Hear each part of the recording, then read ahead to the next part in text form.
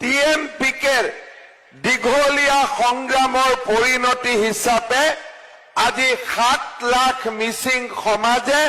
নিজৰ আত্মনিয়ন্ত্ৰণৰ অধিকাৰ সাব্যস্ত কৰি মিচিং স্বায়ত্তশাসিত পৰিষদখন লাভ কৰিবলৈ সক্ষম হৈছে।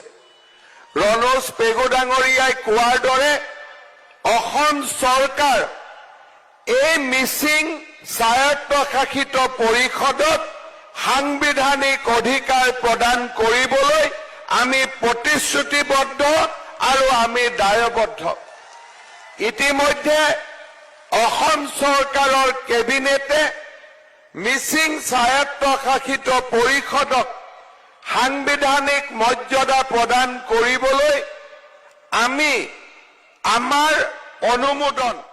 কেন্দ্ৰীয় চৰকাৰলৈ প্ৰেৰণ কৰা হৈছে আৰু মাত্ৰ সিদিনা কেন্দ্ৰীয় গৃহমন্ত্ৰী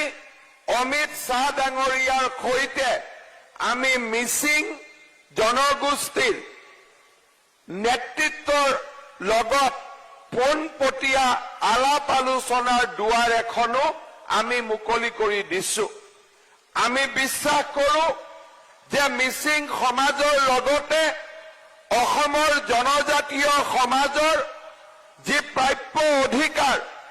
সেই অধিকাৰ ভাৰত চৰকাৰৰ প্ৰধানমন্ত্ৰী নৰেন্দ্ৰ মোদী ডাঙৰীয়াই দিব, তাক মই বিশ্বাস কৰো আৰু মই নিশ্চিত যে চাওঁতে মিচিং স্বায়ত্তশাসিত পৰিষদে সাংবিধানিক মৰ্যাদাও লাভ কৰিব, তাত মোৰ মনত কোনো সন্দেহ নাই। আজি আমি সকলোৱে দেখা পাইছো যে প্ৰথমবাৰ যেতিয়া অসমত ৰাভা, তিৱা, মিচিং আৰু বড়ো জনজাতীয় লোকসকলক স্বায়ত্তশাসনৰ অধিকাৰ দিয়া হৈছিল, আমাৰ বহুতৰ মাজত সন্দেহ আছিল যে এই স্বায়ত্তশাসন ব্যৱস্থাই আমাৰ মাজৰ শান্তি সমন্বয় বা আমাৰ মাজত থকা সম্পৰ্কক কৰবাত নহয় কৰবাত দুৰ্বল কৰিব নেকি, কৰবাত নহয় কৰবাত এই জনগোষ্ঠীয় স্বায়ত্ত শাসনে আমাৰ আন সমাজৰ মাজত প্ৰত্যাহ্বানৰ সৃষ্টি কৰিব নেকি। কিন্তু আজি যি ধৰণে আমাৰ ৰাভা, তিৱা, মিচিং আৰু বড়ো নেতৃত্বই স্বায়ত্তশাসিত পৰিষদ কেইখন পৰিচালনা কৰিলে, সি বৰঞ্চ মিচিং, ৰাভা, তিৱা বা বড়ো সমাজতকৈ অন্যান্য সমাজৰ লোকৰ মাজতহে বেছিকৈ এই স্বায়ত্তশাসন ব্যৱস্থাটোক জনপ্ৰিয় কৰি তুলিছে আৰু আটায়ে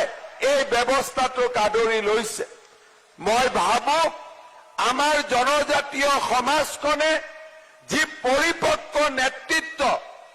আৰু সমাজক নেতৃত্ব দিব পৰা যি এক মেচিউৰিটি এই সময়ছোৱাত প্ৰদৰ্শন কৰিলে, সি সকলোকে আকৌ এবাৰ কবলৈ বাধ্য কৰিছে যে জনজাতীয় স্বায়ত্ত শাসন কোনো লোকৰ বিৰুদ্ধে নহয়, বৰঞ্চ ই অসমৰ মাটি ভেটি কলা কৃষ্টি ৰক্ষাৰ বাবে ই এক প্ৰয়োজনীয় ব্যৱস্থা বুলি ৰাইজে আজি কবলৈ বাধ্য হৈছে।